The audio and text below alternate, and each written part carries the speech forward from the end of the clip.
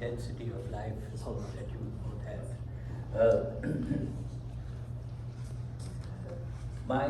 My story is a story of two cities. I was born in Hyderabad in India, which is a relatively big city in the south of India. And my Nanyal was very affluent and rich. And my Dadyal, that is the Dadi side, had some tragedies and loss of business ventures and had become relatively less prosperous. So, and the city was divided by a river called River Musa River. And we would cross each time we had to have a religious ceremony to my Dadi's place, because that's where the Jamaat Khana was and that's where the mosque was that was built by my great-grandfather. Then when we would come back to the new city called the Red Hills or the Lal Kegri, we would have all the affluence of large gardens, huge tall buildings, and games of English type. And we would go to a school that was run by the Britishers. So in that we would talk English, we would learn about these things. So I've listed the games that Sheikh Rizwan told me to say, tell me about the games that you played. So in the grammar school, we'll play cricket, hockey, we'll have team field, track and field, discus, javelin, track, soccer. All this was being done. It required a big playground, it required a lot of equipment, high jump, shot put, all this was possible. But one thing that I really liked in our school was building model planes. And that would be provided to us by the school called the balsa wood, which is a very light wood. So that was the attractive thing. But when we would go back to the old city, and then my father, who was a judge, was transferred to a district. So we went to the districts, and there were no shops, no games, nothing like a regular sequence of formal play, and etc.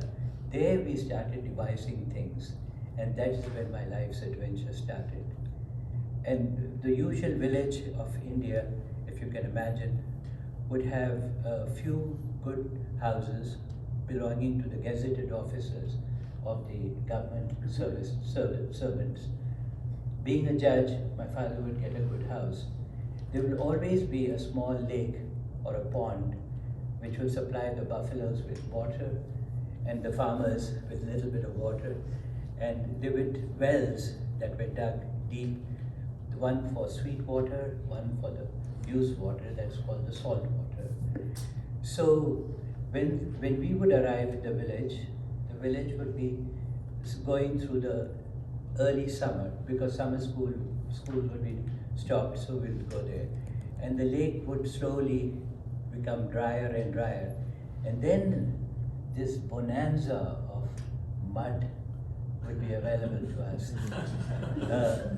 That mud is so beautiful. That's the clay that a potter will dream for.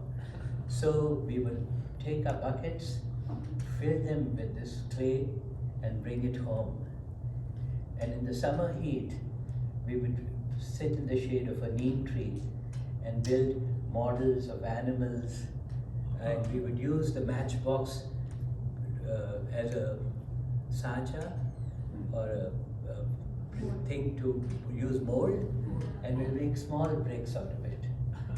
And those would dry in the sun, and then we would have this lovely time. And my mother, who was a very resourceful but came from a very good, rich family, would now start devising things. And the Banjarans, those tribal women, would bring the butter, and then they would have this pot, and they will heat it up, and they will have fresh butter and flour, and mom will make Maska biscuits. Oh my goodness, those were so tremendous. The biscuits made out of Maska. butter and flour. So it gave us a perspective that to have good play, you don't need rich toys or complex equipment. And that was very, very nice.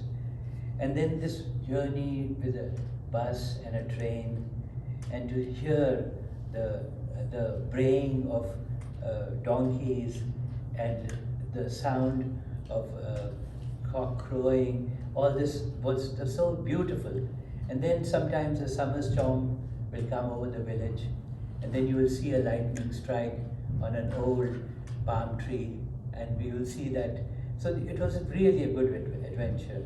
And then in the afternoons we would go on a walk through the village, through the fields, and pick up flint stones, collect stones, and stones became a hobby of collecting stones. And after the summer rains, the bibabotis or the red mites would come out, and we will collect those. And then we started reading about insects and interesting things like snakes and other animals that are usually present in the village.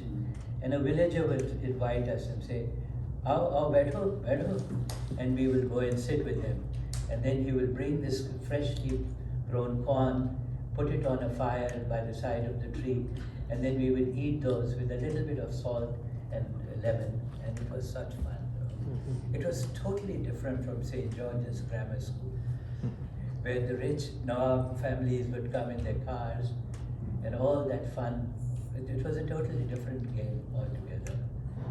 So the two things that I remember from my childhood about playing games was this and this. This is a top. I don't have my tops at home, but we would spend so many hours playing, becoming so good in bringing the top up into your arm, playing all those funs. It was really a good time. What can I say? I was blessed, and every time I think about my childhood, I also think about my grandparents, oddly enough.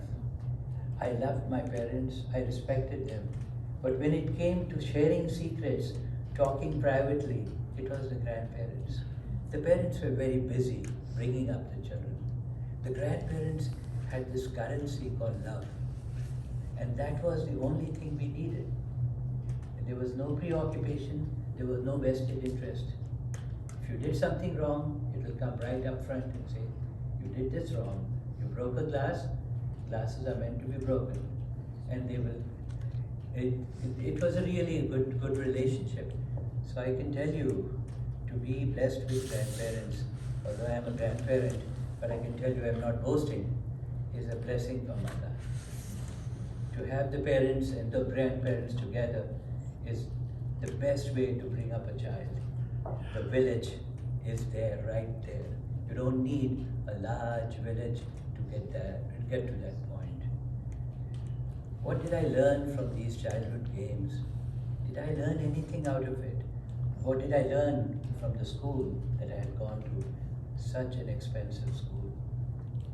All the teaching that I really needed to be a good person was imparted to me by my parents and my grandparents, my uncles, my aunts, by example, by following. They never told us to pray, but it became a habit to pray. They never told us to fast, but it became a habit to fast.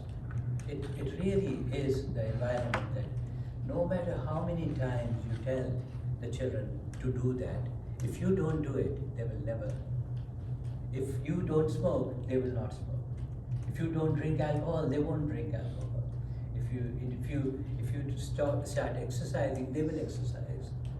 So I think example by action is more than thousands and thousands of words and lectures in the late night when your son or daughter comes from college frustrated and completely disoriented with this modern life.